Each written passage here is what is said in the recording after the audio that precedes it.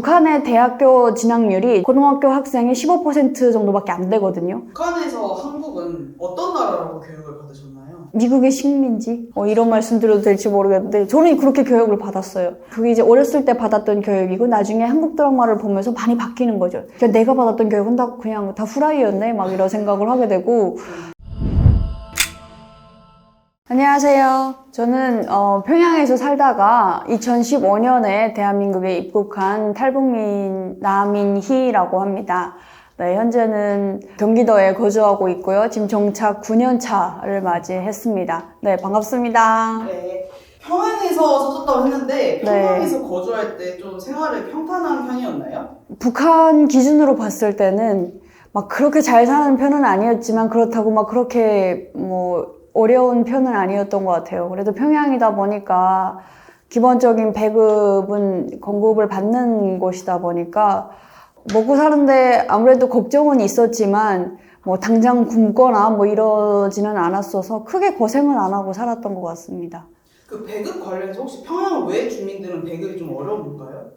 거의 없다고 봐야죠. 90년대 중반 이후로는. 네, 원래는 내가 직장에 나가서 일을 하면 한 달분 먹을 쌀 그런 식량을 이제 공급을 받고 여러 가지 기초식품도 다 공급받아서 살아가는 시스템인데 북한이 90년대 중반 이후로 그게 다 무너진 거예요. 그래서 지방 사람들은 거의 배급이라는 걸 모르고 지금 살아가고 있고 평양은 그나마 한 달 한 30일이라 치면은 20일 정도의 쌀은 공급을 받고 나머지 10일을 알아서 자급자족해서 그렇게 살아가는 편이에요. 제가 알기로는 평양에 아무나 이제 살고 싶어서 사는 건 아니라고 들었거든요. 어떤 그쵸. 사람들이 주로 평양에 살고 있나요? 아무래도 출신 성분이 되게 중요한 것 같아요. 저희도 할머니, 외할머니 쪽이 되게 성분이 좋았어요. 외할머니의 아버지죠. 저한테는 증조 외할아버지인데 그분께서 김일성을 위해서 어떤 독립 운동을 하셨는데 김일성 쪽에서 하셨나 봐요. 그래서 그 공로가 인정이 되어서 할머니가 원래 강원도 분이신데 평양으로 이제 와서 할머니 때부터 평양에서 쭉 살았거든요. 그러다 보니까 할머니는 굉장히 많은 혜택을 받고 사셨고 제가 평양을 떠날 때만 해도 지금도 여전하겠지만 할머니가 어디가 아프다 이제 조금 갑자기 뭔가 몸이 안 좋다라고 하면은 어떤 병원이 있어요. 담당 병원에서 할머니를 이제 모셔다가 치료를 해드릴 정도로 굉장히 할머니는 그렇게 사시고 그러다 보니까 아버지, 엄마, 이제 부모님들의 토대도 되게 좋을 수밖에 없고 그런 사람들이 대부분 사는 것 같아요. 토대가 좀 안 좋거나 예를 들어서 평양에 살다가 북한 기준에서 봤을 때 어떤 죄라고 볼 수 있는 그런 죄를 지었다라고 하면 지방으로 추방이 될 수도 있고 그런 일들이 되게 잦아서 평양에 사는 사람들은 늘 조심하면서 살죠. 이제 성분이 좋으면 토대가 좋으면 그걸 유지하고 싶어 할 것 같거든요. 네. 결혼을 할 때 좀 서로의 토대를 좀 보나요? 당연히 좀 더 좋은 집안에 이제 여자 같은 경우에는 좀 더 좋은 집안에 시집 가려고 하죠. 세상은 다 어디나 같잖아요. 근데 북한 같은 경우에는 더 심한 게 평양에 살 때는 지방 남자랑 결혼한다는 거는 꿈도 안 꿨었어요. 그러니까 북한에 그런 말이 있어요. 평양 전봇대 전봇대한테 시집을 가면 같이 지방 남자한테는 시집을 안 간다. 왜냐면 지방 남자랑 결혼하면 여자는 무조건 지방으로 가야 돼요. 평양에 살 수가 없는 거예요. 그러니까 그것부터가 일단은 북한에서는 평양에 사는 것도 혜택이고 지방 사람은 평양에 여행 오는 것도 자유롭지가 못한 편이다 보니까 굉장히 평양이 인프라가 제일 잘 되어 있고 그렇다 보니까 다들 평양에 살려고 하고 토대 이런 걸 다 떠나서 일단 지방 남자는 아예 염두에 두지도 않았었어요. 그냥 평양에 있는 남자 중에 조금 괜찮은 집에 어떤 남자가 있으면 결혼을 하겠지 이런 생각을 했었죠. 어찌 보면 상류층의 가정 환경이었을 것 같은데 혹시 어릴 때부터 받은 교육도 좀 남달랐나요? 제가 좀 한국에 왔을 때 좀 놀랐던 게 북한도 사실 사교육이라든가 이런 교육 열풍이 만만치 않거든요. 평양을 중심으로 더 그런 것 같아요. 그래서 저는 워낙에 엄마, 아빠 다 이제 북한에서 대학교를 졸업하셨고 저희 엄마가 북한의 약간 한국의 서울대에 해당하는 북한의 김일성종합대학을 나오셨거든요. 당시에는 여자들이 공부하는 경우가 더 적었대요, 엄마 때는. 그랬으니까 어쨌든 뭐 그런 의미에서는 엘리트라고 볼 수 있죠. 엄마 아빠 다 할머니 할아버지 때부터 그렇고.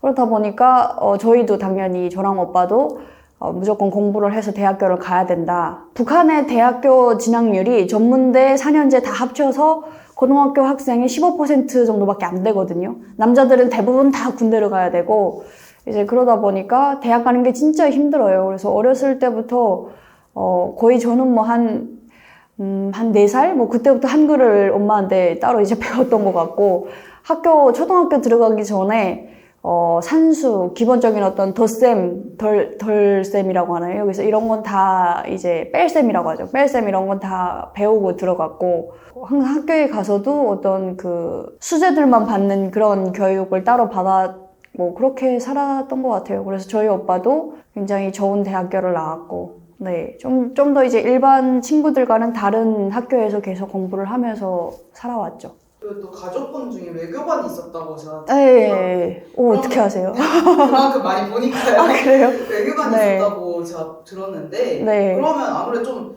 북한 외에 다른 세계에도 관심을 좀 가질 수 있었을 것 같아요. 네, 저희 외할아버지가 그 외교관이셨거든요. 그래서 체코, 네. 북한에서는 체스코슬로베스코라고 했는데 예전에 동유럽 사회주의가 있을 때 그 체코 주재 북한 대사관 참사로 계셨어요. 그러니까 당신 대사 다음에 참사였대요. 그 다음에 공사고 이런 직급책이었는데 할아버지가 거의 20년 넘게 그 체코에서 이제 살아셨거든요. 할머니랑 같이. 그래서 할아버지 할머니 사진첩을 보면은 전부가 다 그 외국에 나가서 찍은 사진이고 외국인들하고 찍은 사진이고 막 그런 거예요. 그리고 저희 엄마도 아주 어렸을 때 학교 들어가기 전에는 유럽에서 살다가 이제 북한으로 들어오셨고 했으니까 할머니한테서 그런 이야기를 많이 들었어요. 할머니가 이제 토대가 좋아서 충성심 교육 뭐 그런 건 또 이제 많이 하셨지만 또 그 외에 유럽에 대한 이야기도 정말 많이 해주셨거든요. 그래서 할머니가 그때 이야기했던 게 나는 아직까지도 평양의 골목보다는 그 체코의 골목이 눈에 더 선하다. 그래서 되게 유럽에 대한 환상을 엄청 많이 저한테 이제 심어주셨던 것 같아요. 그래서 저도 외국이라는 것은 한번 꼭 가봐야겠다라는 생각을 이제 무의식 중에 했던 것 같고, 네, 그런 교육을 좀 받았던 것 같아요. 그래도 평양에서 안주할 수 있는 생활이었던 것 같거든요. 평양에서 네. 이 정도면 괜찮다 할 수 있었음에도 불구하고 탈북을 결심하게 된 결정적인 계기가 뭐였나요? 저도 이제 북한에서 전문대이긴 하지만 전문대에서는 굉장히 인기가 좋은 학교였어요. 그 학교를 나오면 여성들이 며느리상으로 굉장히 부모님들이 좋아하는 그런 학교였거든요. 거기를 졸업하고 여식업을 전공한 요리사들을 키워내는 전문대였는데 거기를 졸업하고 어느 정도 뭐 사회에서 일을 하다가 괜찮은 집의 어떤 남자랑 뭐 선을 보고 결혼을 할 수도 있고 당연히 제가 뭐 평양을 떠나려고 할 때도 이제 그 선자리도 들어왔었고 그랬었는데 그냥 그것보다는 좀 더 바깥 세상에 대한 호기심이 많았다라고 해야 되나? 우연한 기회에 유럽에 갈 수 있는 그 제안을 받았거든요. 그래서 유럽에 이탈리아 가까운 데에 몰타라는 나라가 있는데 거기서 그 의류 만드는 기능공? 뭐 그런 사람들을 선발한다더라. 근데 저는 그때까지 재봉틀이라는 거 한번 만져본 적이 없는 사람이에요. 그냥 요리만 하던 사람이었는데 유럽이라는 말에 대뜸 가야지. 그렇다면 가야지. 유럽이면은 뭐 내가 뭘 하든 가야지. 뭐 그 업종이 뭐가 됐든 나는 간다. 뭐 이런 생각이었었고 그만큼 이제 외부에 대한 어떤 그 궁금증이 굉장히 컸었고 주변에서 안 그래도 갔다 오면 이제 나이가 차서 뭐 혼기가 지나서 결혼하기 어려울 텐데 괜찮겠냐 그랬는데도 그래도 이때 아니면 내가 언제 외국에 나가보겠냐라는 생각이 들어가지고 유럽 갈 결심을 했고 이제 가서 면접도 보고 1년의 과정들을 거쳐서 1년 정도? 약 1년이고 정확히는 한 10개월 정도 준비를 해서 유럽으로 갔거든요, 몰타에. 그래서 거기서 생활을 하다가 탈북이라는 걸 결심하게 됐죠. 나갈 때까지만 해도, 유럽에 갈 때까지만 해도 나는 무조건 돌아올 거야 라는 생각이 있었어요. 조금 제가 자유로운 좀 영혼이긴 해도 그래도 돌아와야지 이런 생각이었는데 유럽에 가서 생활을 해보니까 많이 생각이 확 바뀌더라고요. 그래서 그때가 25살 그때였거든요. 한창 나이인데 앞으로 이제 내가 50년도 더 넘게 살아갈 텐데 그 나머지를 지금 산 것보다 배로 더 살아야 되는데 그거를 북한에 가서 살아야 된다? 너무 끔찍한 거예요. 어떤 이런 자유로운 세계를 알아버리다 보니까 나는 이렇게는 못 살겠다. 그렇게 결심을 하고 북한을 떠나야겠다. 북한을 탈출해야겠다. 북한 사람이라는 어떤 정체성을 버려야겠다. 새롭게 태어나야겠다. 이런 생각을 하게 된 거죠. 몰타에서 약간 사소하게 어떤 생활 면에서 이게 자유구나 느낀 것이 있었나요? 그게 이제 제가 조금 북한에서도 조직생활, 북한은 조직생활, 집단생활 이런 걸 엄청 강요를 해요. 조직에서 튀지 마라. 네, 맞아요. 튀면 안 되고 똑같이 생각을 해야 되고 조직이 하라는 대로 해야 되고 위에서 이제 집단적인 그런 걸 굉장히 강요를 하는데 제가 그걸 되게 싫어했거든요. 아니 왜 하지 말라는 건가 이런 생각을 늘 했었고 이제 유럽에 나갔는데도 굉장히 답답한 거예요. 그러니까 거기 뭐 북한 노동자들 한 40명이 모여 살았는데 40명 중에 책임자가 있죠, 당연히. 그리고 그 책임자가 계속 감시하고 있고 여권도 다 저희 회수 당하고 매일 그냥 기숙사 이런 식으로 거의 기계적인 사람으로 그렇게 살아가고 있는데 그 현장에 나가 보면은 뭐 베트남 사람도 있고 몰타 현지 사람도 있고 한데 굉장히 자유로워요. 그 사람들은 이제 보면 뭐 베트남 사람이 어느 나라 사람이랑 연애를 하든 전혀 누구도 뭐라고 안 하는 거예요. 그 사람의 개인 생활에 대해서는 전혀 터치를 안 하는 거예요. 베트남은 똑같은 사회주의라고 생각을 했는데도 굉장히 자유로운 거예요. 그런 면에서는. 그래서 나는 왜 안 되는 거지? 나는 왜 나도 아직 결혼도 안 했는데 여기서 나는 왜 외국 사람을 사귀면 안 되는 거지? 막 그런 생각도 했었고 그러다가 제가 이제 식당에 멀타에 그때 식당이 있었는데 북한 음식을 만드는 식당 그 식당에 약간 주말 알바식으로 가서 일을 했던 적이 있거든요. 근데 그때 거기에 한국 사람들이 온 거예요. 되게 뭐라 그래야 될까 은근 기대는 하고 갔었어요. 한국 사람들이 거기에 오하교수를 많이 오는데 워낙에 그 고향의 음식이 없으니까 북한 식당도 많이 온다. 그래서 은근 기대를 하고 갔는데 들어오면서 이제 안녕하세요 하면 들어오는데 딱 한국 사람들인 거예요. 너무 말을 해보고 싶은 거예요. 그러니까 그분들은 오히려 저한테 별 관심이 없었는데 사실상 저는 이제 일하다가 슬쩍 그분들 옆에 가서 앉아가지고 막 이것저것 물어봤어요. 막 물어보다가 처음에는 조금 이제 어떤 체제 그런 게 있으니까 제가 또 사상교육도 엄청 받고 나왔고 했으니까 저희 체제의 우월성에 대해서 선전을 했죠. 우리는 초등학교, 중학교 다 무료고 무료 교육이고 무상 치료고 막 이런 얘기를 하니까 그분들이 그러시더라고요. 우리도 초등학교, 중학교까지는 다 무료예요. 그래서 그때 약간 충격 먹은 거죠. 내가 알던 자본주의는 이게 아닌데 내가 알던 남조선은 이게 아닌데 뭔가 애들이 돈이 없어서 학교를 못 간다고 그 월사금을 못 내서 못 간다고 그랬는데 이게 아닌데 막 그러다가 이제 점점 그게 무의미하구나 필요가 없구나 이제 무너져가지고 체제를 떠나서 그냥 사람 대 사람인 거예요. 그 사람들도 되게 신기하게 저를 바라보고 있고 이제 그러다가 그분들이랑 클럽까지 가게 됐어요. 그날에. 그래서 막 그 책임자한테는 거짓말을 했죠. 손님이 너무 많아서 우리가 좀 새벽까지 일을 해야 될 것 같다 해가지고 클럽을 갔는데 몰타의 클럽은 정말 단순히 춤만 추러 오는 것이에요. 제가 봤을 때는 그랬어요. 저는 그냥 작업복 차림으로 갔었는데 막 거기서 엄청 세상에 처음 클럽이라는 것을 가봤는데 너무 놀란 거예요. 막 그렇게 음악의 비트가 사람 심장을 그렇게 흔들 수가 없었어요. 막 쾅쾅쾅쾅 하는데 너무 그게 충격이었고 저는 봉져가지고 내가 지금 어디에 와 있는 건가 막 이런 생각. 여자들이 막 봉 같은 거 잡고 춤추고 막 장난 아닌 거예요. 그래서 거기서 이제 얼떨결에 같이 따라서 북한 춤을 추고 막 그러다가 이제 그분들하고 이제 많이 풀려가지고 거기서 제가 물어봤죠. 이민호 씨 잘 있냐고. 이민호 씨.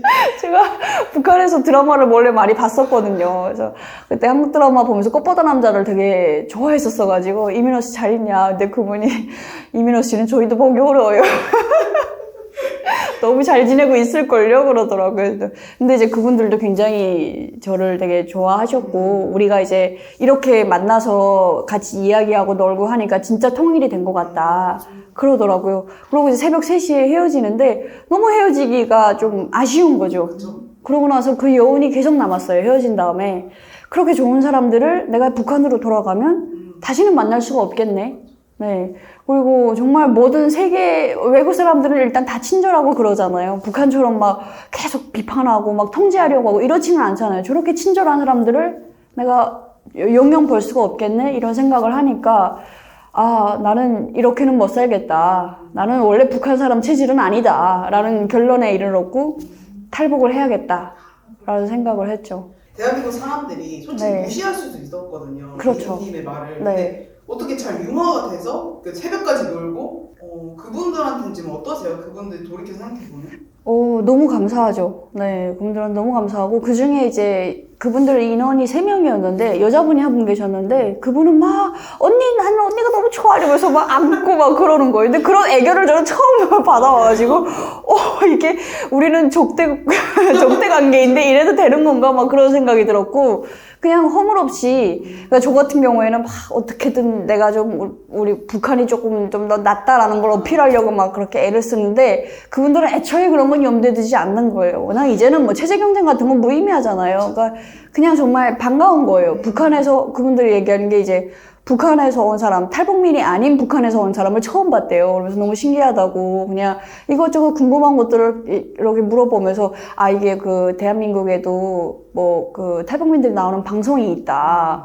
그래가지고 그것도 너무 신기했고 막 이런 이야기들을 되게 감사했죠. 그때는 그분들이 그렇게 사실은 뭐 크게 뭐 한두 마디 그냥 이야기하다가 헤어져도 되는데 굳이 클럽까지 이렇게 같이 가자라고 해서 뭐 이제 같이 놀아주고 사실 그때 제가 너무 많이 촌스러웠는데 그런 저를 이제 데리고 놀아주고 한 게 너무 감사하고 너무 따뜻했어요. 그 사람들이. 네. 참 저희가 다른 적국으로 있었지만 북한이나 남한 지금도 적국이지만 언어가 똑같잖아요. 그렇죠. 그래서 그게 되는 게 아닌가 싶기도 해요. 그렇죠. 네. 사실 그때 처음에는 제가 되게 좀 뭐랄까 긴장이 많이 되어 있고 좀 더 이제 좀 도도하다? 약간 그런 느낌, 차가운 느낌도 있었는데 그냥 그게 다 필요가 없더라고요. 네, 다 필요 없고 그냥 우리는 말이 통하는 사람이고 그냥 그 저도 너무 되게 신기하고 너무 궁금했고 그분들의 어떤 생활이 그분들도 되게 신기했었고 약간 그런 게 뭐 잘 융합이 되다 보니까 좋게 잘 놀고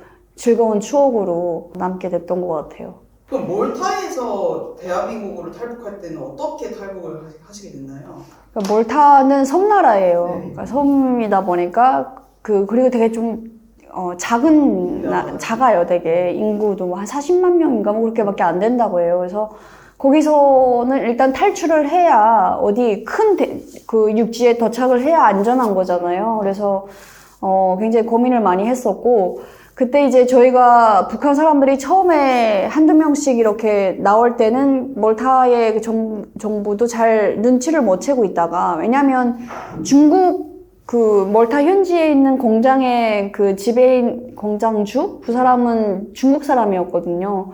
그러니까 아마 그냥 중국 사람들이 몇이 나오는가 보다 이렇게 생각을 했나 봐요. 중국 사람들이 이미 뭐 한 100명이 일을 하고 있었고 공장에. 그랬으니까 잘 모르고 있다가 한 40명 정도 되니까 몰타 정부도 이제 눈치를 챈 거예요. 어떻게 알게 된 거죠. 북한 사람들이 여기 와서 일을 한다더라.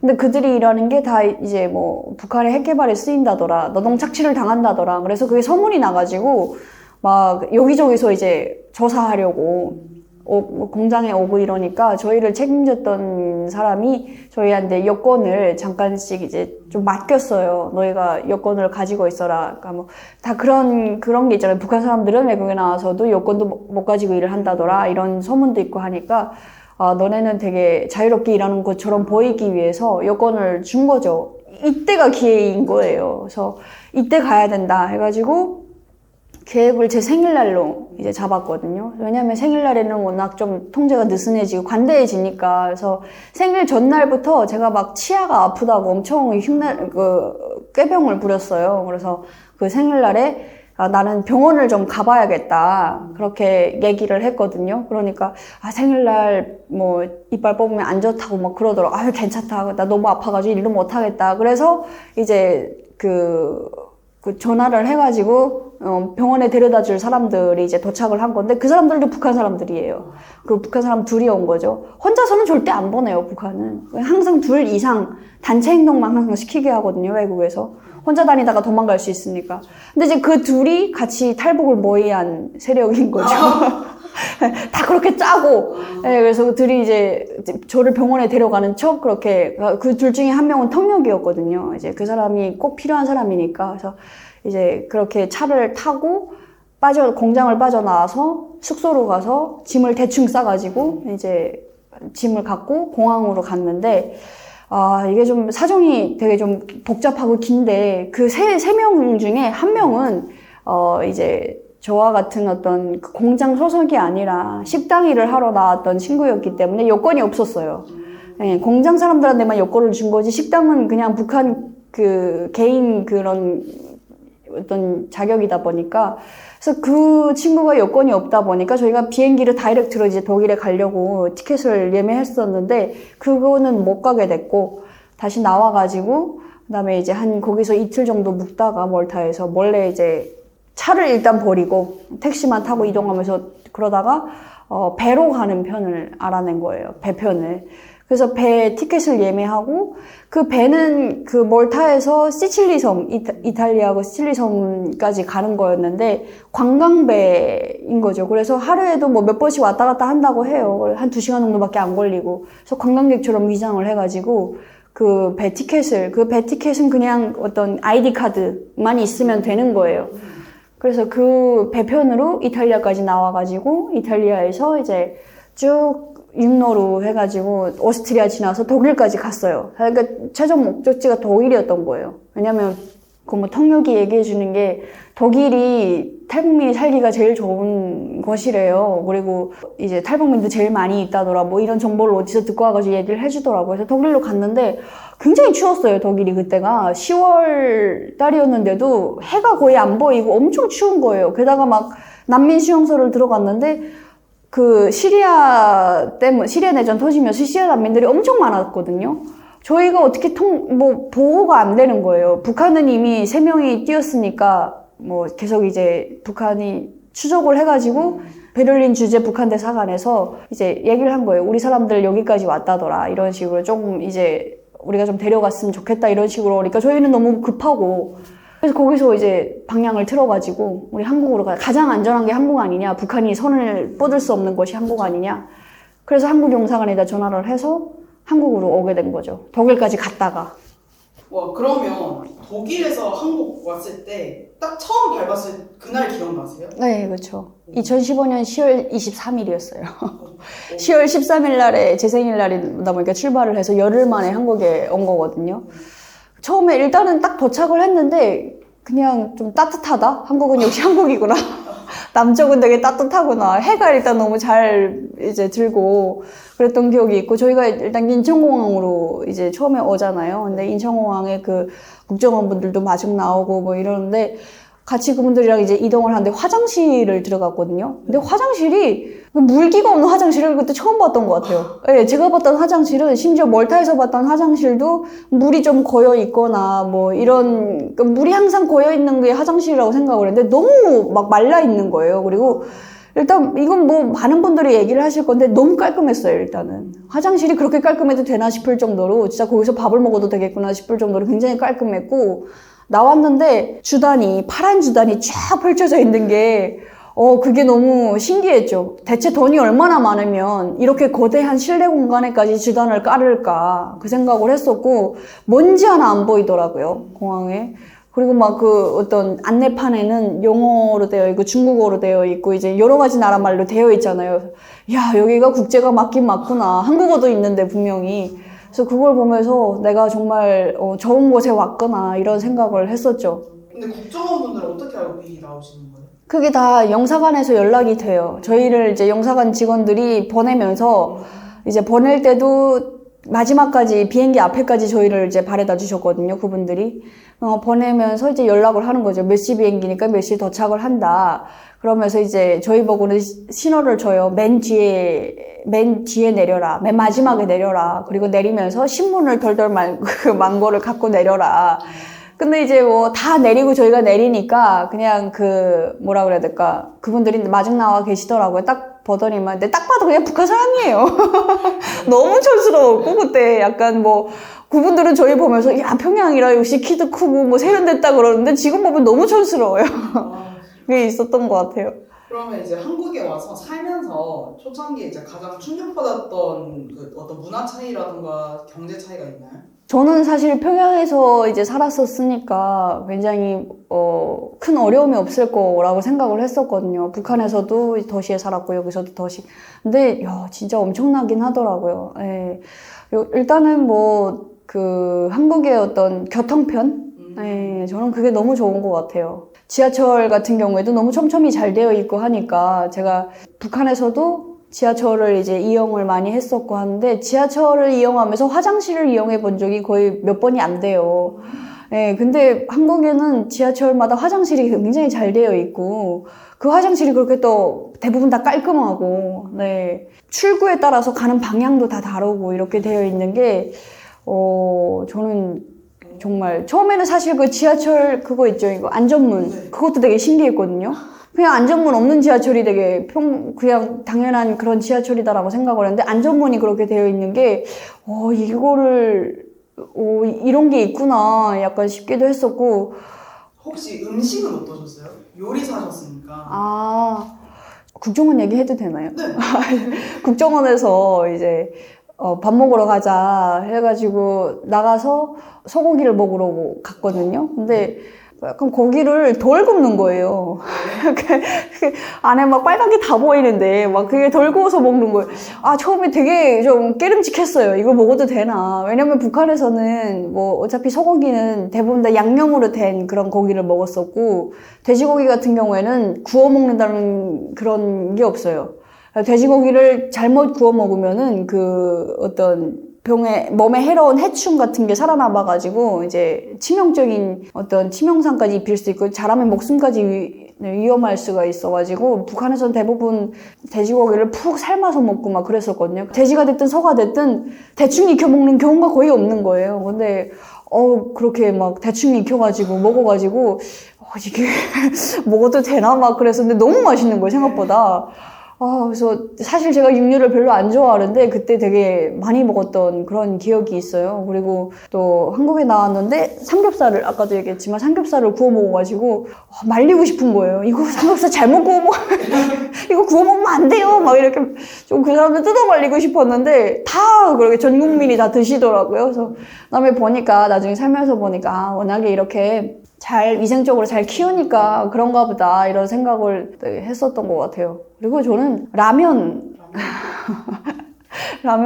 지금도 여전히 너무 좋아하고 있는데 라면은 진짜 맛있었어요. 네, 저희가 그 독일에서 한국으로 올 때도 사실상 독일 영사관에 들어가서 이제 그 한국 영사관에 들어가서 그들이 저희를 이제 한국에 보내주잖아요. 그거 한 일주일 정도 걸릴 줄 알았거든요. 왜냐면 아무리 그래도 여권이라는 게 위조 여권이라고 임시 여권이라고 해도 기간이 걸릴 줄 알았는데 바로 만들어 주셔가지고 그래서 사실 그때 일주일 정도 걸릴 거다 해서 라면이랑 뭐 이런 걸 다 사놨었는데 그걸 그대로 이제 한국까지 가지고 온 거예요. 근데 뭐 국정원에서 다 회수당하기는 했지만 그래서 그 안에서 이제 라면을 너무 먹고 싶다. 그래서 라면을 사다 주셨는데 뜨거운 물이 없잖아요. 그래서 막 화장실 물에 굉장히 그 뜨거운 걸로 해서 이제 먹기도 했었고 라면이 진짜 맛있었던 것 같아요. 근데 그거를 막 제가 라면 먹고 싶다라고 하니까 국정원 그 조사하시는 분이 아니 너는 내가 그렇게 비싼 소고기를 사줬는데 왜 그거를 먹겠다고 하냐. 근데 그것도 조금 이해가 안 됐던 게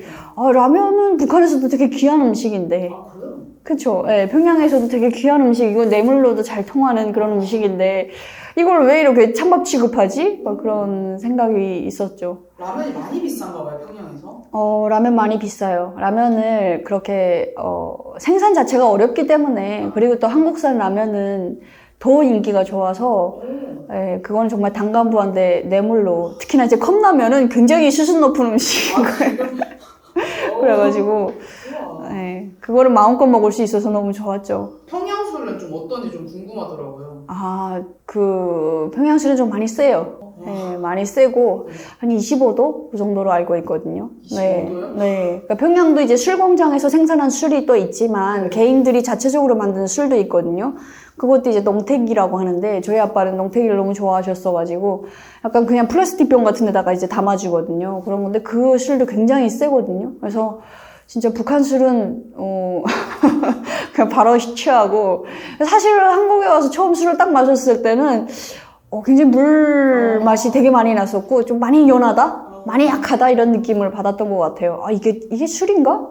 그래서 저는 지금도 생각하는 게 소주가 워낙에 도수가 약해서 소맥을 먹는 게 아닌가. 그러니까 북한에서는 소맥 상상을 못 하거든요. 소맥 하면 죽는 거예요, 그냥. 그런 생각이 들더라고요. 한국 그냥 카스나 이런 맥주보다 대동강 맥주가 더 맛있다라는 말이 있었거든요. 아, 대동강 맥주 드셔보셨어요? 내동강 맥주 먹어봤죠. 어때요? 네. 맛있나요?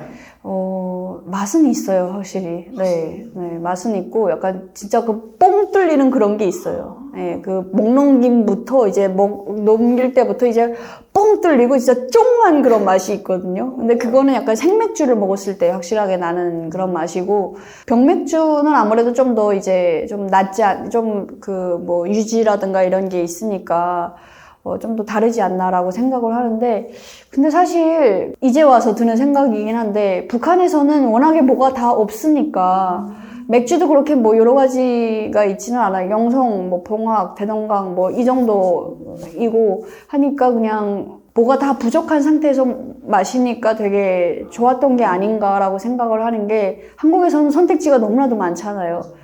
그러다 보니까 지금은 저는 되게 켈리라든가 이런 걸 너무 좋아하는데, 이제 또 대동강 맥주를 마시면은 내가 예전에 좋아했던 맛이 맞나? 이런 느낌이 날 것 같기도 해요. 예, 그래서 이것도 환경의 차이가 아닌가라는 생각이 들어요. 북한에서 한국은 어떤 나라라고 교육을 받으셨나요? 미국의 식민지? 이런 말씀 드려도 될지 모르겠는데, 저는 그렇게 교육을 받았어요.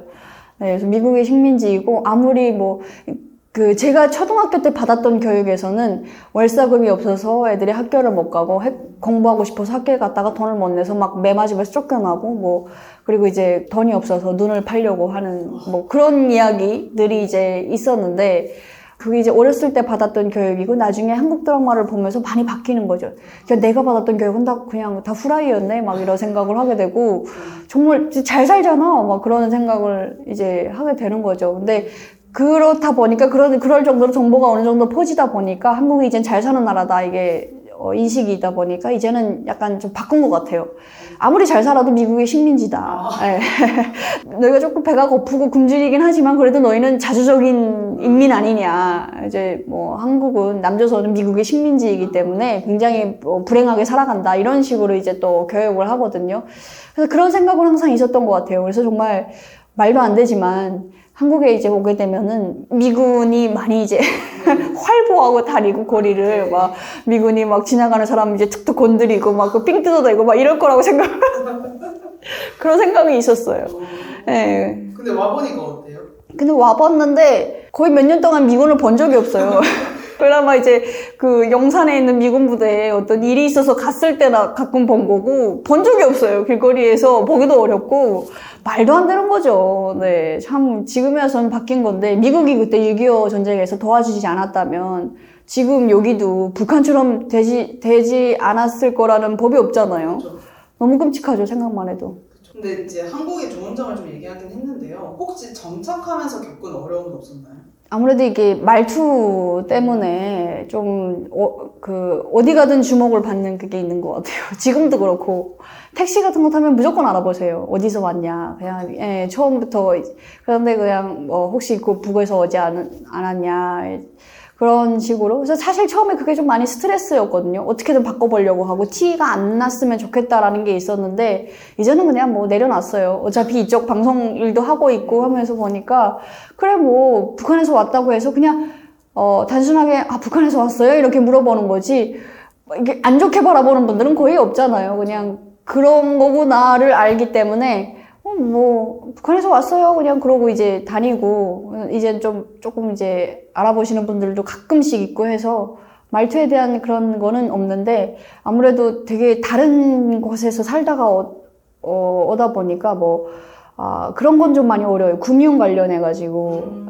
이런 것도 되게 많이 어렵고, 세금 내는 거, 이런 것도 진짜 어려워요. 그래서 처음에는 소득세 신고도 몰라가지고 한 2년 동안 못하고 있다가 전화가 와가지고 그런 것도 해야 되는구나. 약간 그런 식으로 그런 어려움은 당연히 있죠. 그러면 이제 좀 정착한 지 오래됐다 보니까 느껴지는 한국 사회의 단점, 그 다음에 장점 뭐가 있을까요? 장점은 정말 많아요. 북한에서 살다 온 사람으로서 장점은 진짜 많아요. 제가 일단 어떤 옷을 입든 간에, 어떤 머리를 어떻게 하든, 머리를 어떤 색깔로 물들이든 간에, 피어싱을 몇 개 하든 간에 누구도 뭐라고 안 하잖아요. 근데 북한에서는 그것마저도 다 죄가 돼버리니까 청바지는 상상도 할 수가 없고, 그렇다 보니까 이제 굉장히 생활에서 많은 통제를 받으며 살았었고, 근데 그런 기본적인 어떤 자유가 여기선 다 충분히 마련되어 있으니까 그것만 생각해도 너무 좋거든요. 너무 기쁘거든요. 내가 이제는 자유를 마음껏 누릴 수가 있구나, 이런 생각. 그리고 내가 일한 만큼 돈 벌어서 차도 살 수 있고, 뭐 집도 살 수 있고, 집도 여러 개 살 수 있고, 뭐 일단 기본적으로 개인의 사적 소유가 철저하게 보장이 되잖아요, 법으로. 예, 내가 이렇게 이만큼 돈을 많이 벌었다, 세금만 내면 뭐라고 안 하잖아요, 절대. 근데 북한에서는 잘 사는 사람이 이제 오히려 더 좀 불리할 때가 있는 게, 내가 어떻게든 중국과의 뭐 무역을 통해서 좀 돈 좀 벌어들이고 국가에도 이제 외화를 상납하고 내가 어느 정도 잘 살아줬다. 잘 나가다가도 어느 순간 어떤 간부한테 잘못 보이면 이제 그게 또 죄명을, 이제 누명 같은 걸 뒤집어 쓰고 모든 재산을 이제 몰수당하고, 나는 하루아침에 탄광이나 뭐 그런 아오지 같은 데 가 있을 수도 있고, 그런 일들이 빈번히 일어나는 것이거든요. 한마디로 법이라는 게 통하지가 않아요. 막무가내인 것이기 때문에 굉장히 좀 어렵죠, 살기가. 근데 그런 기준에서 봤을 때 이제 한국은 일단은 법이 통하는 것이잖아요. 법적으로 이제 가기 시작하면은 여기서는 충분히 열심히 살 만한 가치가 있는 것이다. 열심히 살아서 뭐든 이제 해내고 싶은, 성공하고 싶은 그런 것이다. 이런 장점들이 되게 많고, 조금 이제 단점이라고 봤을 때는 그런 게 좀 경쟁이 좀 과열되어 있는 것 같아요. 막 그런 기준이 있잖아요.